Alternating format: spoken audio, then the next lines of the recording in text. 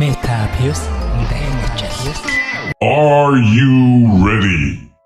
За та бүхэндээ өнөөдөр би Green Legend Rain буюу 1992 онд нээлттэйгээд 93 онд гарсан анимыг ярьж өгнө. Нийт ер нь 3 ангитай, анги бүрөө бараг 45 минут. 2 цаг ойролцоогоор гардаг аним байгаа. За тэгээд тус аним нь нэлээд дээр үеийн аним ч гэсэн маш гоё, утга санаатай аним билээ. За бүгдээрээ шууд аним руугаа орцгоё. Эрт дүрдийн цагт газрын гүнд ойгоос нэг нууцлаг үр гарч иржээ. Тэр үр гарснаас First Dragon буюу ойн луу сарнаас сэрсэн байна. Луу сулагдсны дараа сар бүхэлдээ сүрчээ. Луу дэлхий рүү бууж ирэхэд замдаа тааралцсан бүхнийг устгасан байна. Дэлхий сүрч сүүлчийн соёл иргэншил мөхөж хүн төрлөختөн устж үгүй болох шахжээ. Хэдэн зуун жилийн дараа Япон орон бараг бүхэлдээ ойгоор бүрхэгдсэн нэгэн гаж ирээдүй буюу деспоти орон болжээ. Энэ ой жирийн ой биш, өөрийн гэсэн ухаантай хүснээрээ хөдөлж чаддаг байсан. Ойг дөрүүд удирддаг бөгөөд тэд ой болон хүмүүсийн усны нөөцийг хариуцдаг байв. Эдгээр дөрүүдүүд бол өргөжин тэлж буй ойн дунд эртний сүрлээс амьд үлдсэн цөөхөн хүн амьдарч байв. Шинэ ертөнцид хоёр том хот байлаа. Ragna ба Natural City хоёр. Natural City-ийн ойн зүрхэн хэсэгт ой болон хүмүүсийг ундны усыг өгдөг том усан сангийн дээр байрладаг байв. Энэ хот нь хуучин нурга болсон өндөр барилгууд дотор баригдсан бөгөөд нэрнээсээ харахад хүмүүс ба ой хамтран оршихыг зорьсон их тайвны хот юм. Харин Ragna City-ийн цөл нутаг байрладаг цэргийн хот бөгөөд байгуулагдсан цагаас хойш ойн уналт устгал зорьсоор иржээ. Нэг өдөр Natural City хоёр хүү болон Кена болон Агито нар усыг хангахдаг усан сангийн ёроолд хин төрүүлж хүрэхээр уралдахаар болжээ. Тэд уралдааны үеэр хот даяар гүйж усан санг харж буй хамгаалагчдыг сэрээхгүй тулд болгоомжлон хөдлөнө. Гэвч тэд хэтэрхий хөөрч самсаргүйгээр ус руу үсэрч оржээ. Дөрүүдийн тэднийг энэ үйл дуурлан усны ариун газрыг гутаалаа гэж зэмлдэг. Кенэ уучлахгүйсэн ч Агито дахин ус руу шумбан нуугдах гэж оролдов. Гэвч тэр урсгалд автан усан сангийн доор орших гүн хонгол руу орж тэнд нэгэн аврах том машинтай таарва. Агито машин руу авирч үзтэл дотор нь олон Cherokee pod буюу хөлдөөн хадгалдаг сав байв. Тэр самсаргүйгээр нэгийг нь онгойлгоход дотор нь Агитотой ойролцоо насны нэгэн охин унтаж байжээ. Сав нэгдмэц охин сэрэхэд очноо ойлгохгүй будилсан байлаа. Агито охины гайхалгүй харж байтал ус нэмэгдэж хонглоор дүүж эхэллээ. Тэд гар харахгүй болсныг дараа охин өөрийгөө Рабан гэх тусгай багжийг ашиглан нэгэн механик хаалгыг нээжээ. Тула ба Агито хоёр Рабаныг багжийнхэн тусламжтайгаар нэг хаалгыг нээгээд агуйгаас гарч чаджээ. Хот руу бусаж ирэхэд охин өөрийгөө Тула гэж танилцууллаа. Хоёр хүүхэдтэй найз болов Тула эргэн тойрноо хараад энэ ертөнцид хэрхэн сүдснийг анзаардаг. Удалгүй Агито Кена Тула нарыг Natural City-гийн удирдагч Ёолто дуудана. Ёолто тэдний усыг хамгаалах дүрмийг зөрчсөнийг төлөө шийтгэж 1-7 хоног Salvage тэмд ажилуулахаар шийдвэр гаргадаг. Харин дараа нь тэр Тулатай ганцаарчлан уулзнаа. Ёолто түнд Агито яагаад түүнийг хараад гайхахгүйг тайлбарлав. Өмнө бас нэг хүн Шунка гэж нэртэй ир төрхүү машин дотроос сэрж байсан аж. Гэхдээ Шунка аль хэдийн Natural City-гээс гарч Ragna хот руу явсан байдаг. Ёолто Тула энд үлдэх эсвэл явах сонголтыг өгөөд түүний харж хандах үргийг Кена, Агито, Минака гуравт даалгана. Тула Natural City-д амьдрахаар шийдэн шинэ ертөнцөд дасах гэж хичээдэг. Агито нартай сайхан найзууд болов. Гэхдээ түүний сэтгэл нэг зүйл хүндүүр байлаа. Тэр өөрийгөө Рабанаар өөр шигээ хүмүүстэй холбогож үтсэн ч хариу ирдэггүй. Тэр ганцаардсан бөгөөд энэ бүхний өөрийнхөө буруу мэтэр мэдэрч байдаг. Агито түүнийг тайвшруулахын тулд аав дээрээ дагуулan очин. Агитогийн аав бол Кена, Минка хоёрын аавууд. Энэ Кенсэд хүмүүс буюу ойн сүнсний хүчийг авсан хүмүүс байлаа. Тэдний үсний өнгө цайж онцгой чадвартай болсон. Эдгээрийг хүмүүс ойгоос авсан хүчний тусламжтайгаар Natural City-г байгуулсан юм. Гэвч энэ хүчийг ашигласан хүн эцэстээ хүчээ буцааж өгөх ёстой байв. Агитогийн аавын нас эцсэдээ хүрч одоо мод болон хуурч ой руугаа буцаж байлаа. Энэ бол хүчнийхэн төлөөс юм. Тэр хөгшин хүн Тулаг хараад түүний зовлон ойлгож өнгөрснөө март одоогийнхоо амьдралаа аж аргалтай бэ гэж зөвлөгөө өгнө. Гэвч Тула итгэсэнгүй. Энэ үед холын Рагна хот Шунка Тулагийн Рабагаас ирсэн дохойг хүлээн авч түүнийг олохоор хүмүүс илгээв. Тэд Natural City-д ирж нутгийн нэгэн буудалд байрлав. Тэнд ажилдаг мэдлэггүй Минка тэдэнд Тула хаана байдгийг хэлчихжээ. Удалгүй Шунка өөрийн Natural City-ийн хаалган дээр ирж Тулаг дагуулan явахаар шаарддаг. Тэр өөрийгөө Тулагийн аав доктор Шакул гэж найз гэж танилцуулна. Түүний итгэлийг олохыг оролдсон юм. Тула өөрийнхөө талаар эргэлзэж байсан тул Шунка түүнийг хуурч чадна. Тэр чи бид хоёр хамтдаа дэлхийг аврах урдийн сайхан байдалд нь буцааж чадна гэж итгүүлж мунхруулж чадна. Агито Тулагийг зогсоох гэж оролдсон ч Шунка түүнээс хамаагүй хүчтэй байлаа.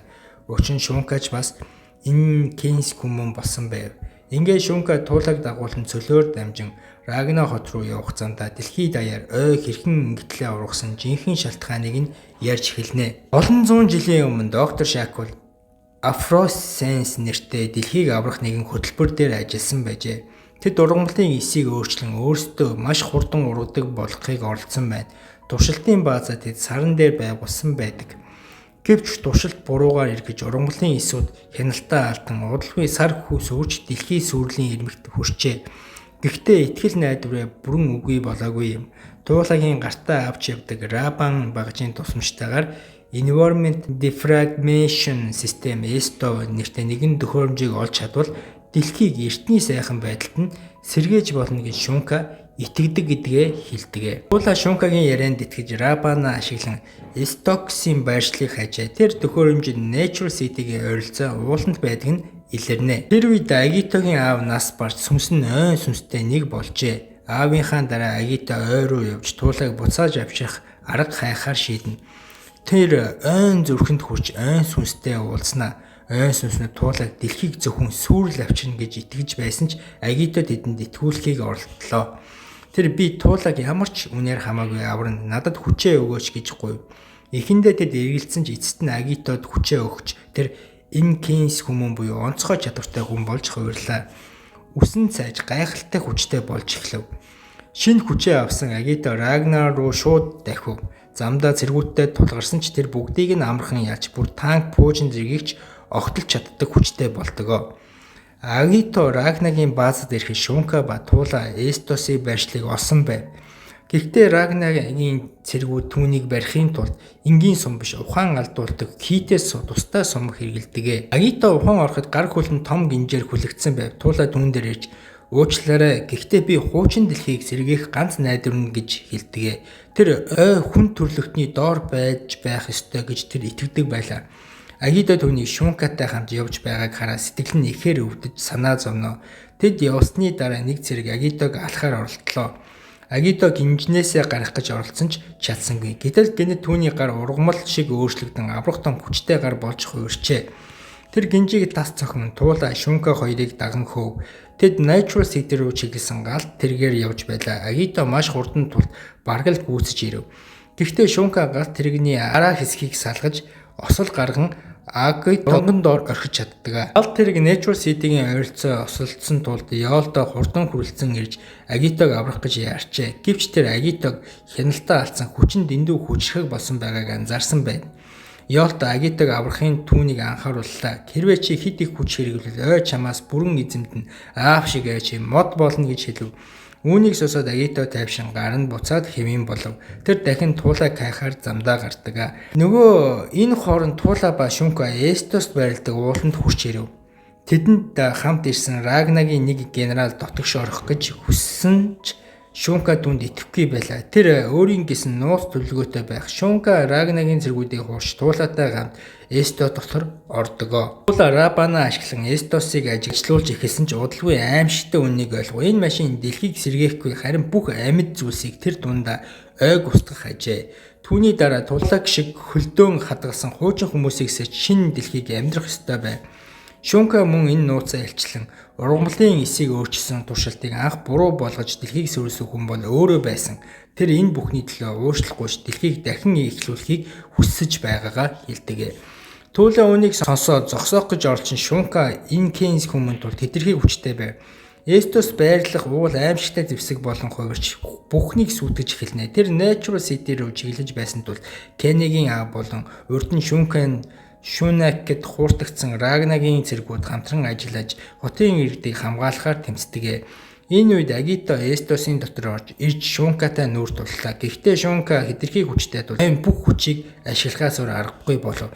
Тэр мод болон хувир Шунка өөртөө шингээв. Шунка Агитогоос мутрах гэж байхад туула Эстосыг бүр мөсөн зогсоохын тулд Ребана ашиглан өөрөө устгах горимыг идэвхжүүллээ. Буцаж ирэхэд Агитог авч гарах гэсэн ч Агито аль хэдийнэ болон хувирч ойн сүнстэй нэг болсон байв. Гэвч Агитогийн оюун санаа устсангүй. Тэр өөр ертөнцид ой дотор сэрж Шункагийг дахин харлаа. Энэ удаа Шунка тайвширсан тэр дахин тэмцэхгүй байв. Ойн сүнс Агитод үннээ хэлв. Энэ Кейс хүмүн болохтой хүн ойноос хүч авдаг. Харин ойч мөн тэр хүнээс болж өөрчлөгдөг. Энэ хүмүүс жимс төрдөг болох шалтгаан болжээ. Агито ойлголоо. Хүн ба ой хоорондоо дайсагнах хэрэггүй. Харин хамт орших ёстой. Үүнийг ойлгуулах гэж Агитог буцаан хүн болголоо. Туула Агитог амьд буцаж ирэхдгийг хараад маш их баярлав. Тэд хамтдаа Эстосыг дэлбэрэлтээс амжиж зугтжээ. Ингэснээр хүмүүс ба ой гавран дэлхий дахин амар амгалан ирсэн юм. Эцэст нь туулалаа өнгөрснөө орхихоор шийдэж Рабана өндөр хадан дээрээс шидэв. Тэр би энэ дэлхийд амьдарч энэ ертөнцийг хайрлаж сурна гэж өөртөө тангаргалдаг.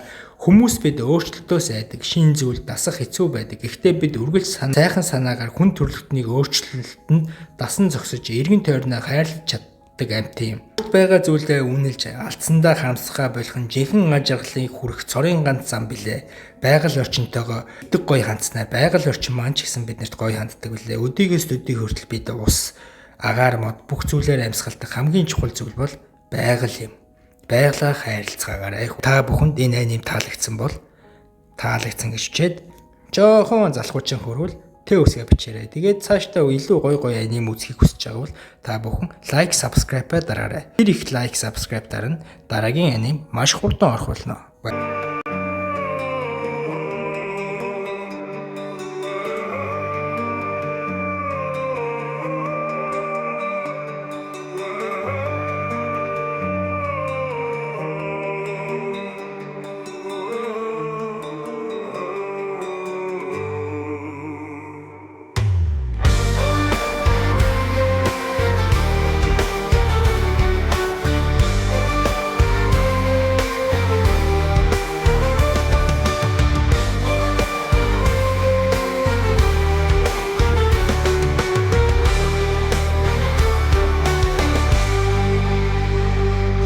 Andalen Eurolos dugarna тамуккаситэнэн Патротны чөтөн сигефтэн цагийг зогсон Сэлэн чакры кибер хүч буднэгэн Цэгцозэрнэн мөнхийн дайсан тамир гүйкөтэн Гүтэл чичэрнэн